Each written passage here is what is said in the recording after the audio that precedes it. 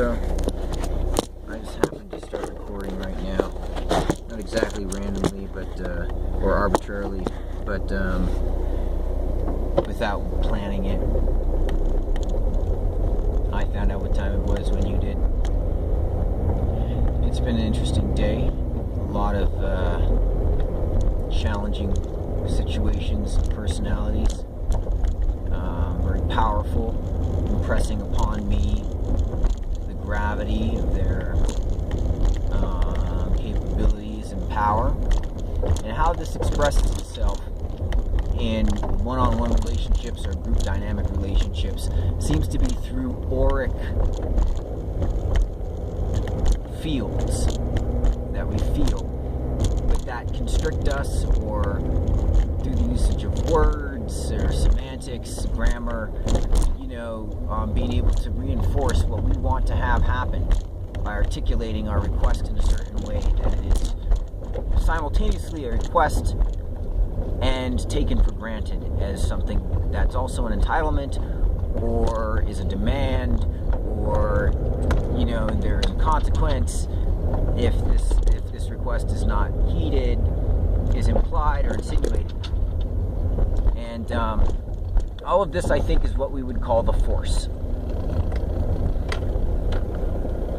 These interactions, these levels of interactions and micro interactions, as some might refer to them, as a result of their focus, their general focus being about grosser, larger, more easy to quantify and qualify relationships, which are standardized like point first. We could do it in terms of chakras again, and go like first chakra relationship. Do I want to have sex with you? Do I want to fight you? The person who is coming to other people from a first chakra vantage priority, right? Because that can change if maybe business gets involved. Like different people will have to, maybe it's a culture thing comes in, and it's something that reminds the person of their mother, and then they get more respectful. There are different built-in mechanisms, but those are built in. They're reactionary. They're not chosen. You can choose to deprogram them. It's like your diet. You grow up, you eat certain things. That's what you associate with nurturing, home, love, your culture, your family. We don't have anything else anymore. Just let that sink in for a second. We don't have anything other than our mutable homes, which we go get our own, then our parents change things, and then they move, and then we move, and then it's, where are our roots? They were in our cultural traditions, and those traditions being things like cooking, and perhaps burning incense and praying. When did we have our sacred time? When we show regard and respect and love for sacred things. These were what connected us to outside of ourselves, our social selves, into worlds that are deep and ancient and thousands of years of sharing. Now that creates, what happens when that's gone, you see?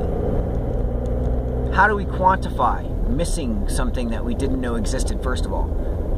Really? Like, yeah, grandma used to do this and that, and I think she went to church, and, whatever the thing is. When we get split into cultures and subcultures,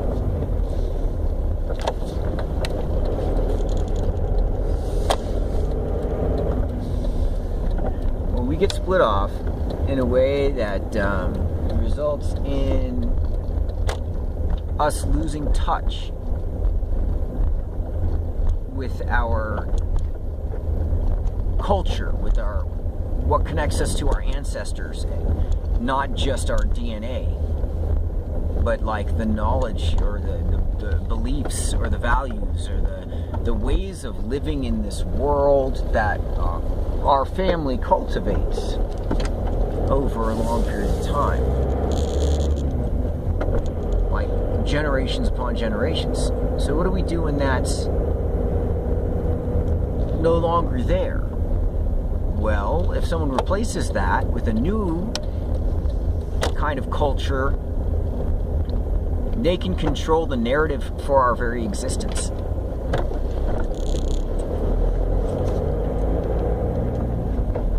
The context can be whatever you want. That's media, that's like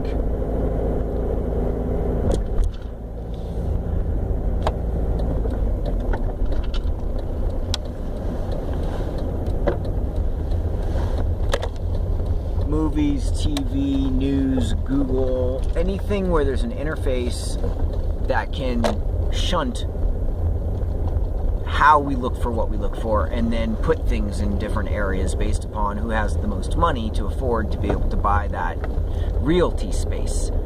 But realty, it's not real. It's realty is the idea that there can be ownership of concepts, and that these concepts can be attributed values, and that these values are symbolic, so they can be changed depending on how forces are applied in the social market, in the economic forum, in the legislative forum. There are a lot of different ways to do it, but by implementing the capability, we automatically change it. Fundamentally change it. Let me see what time it is.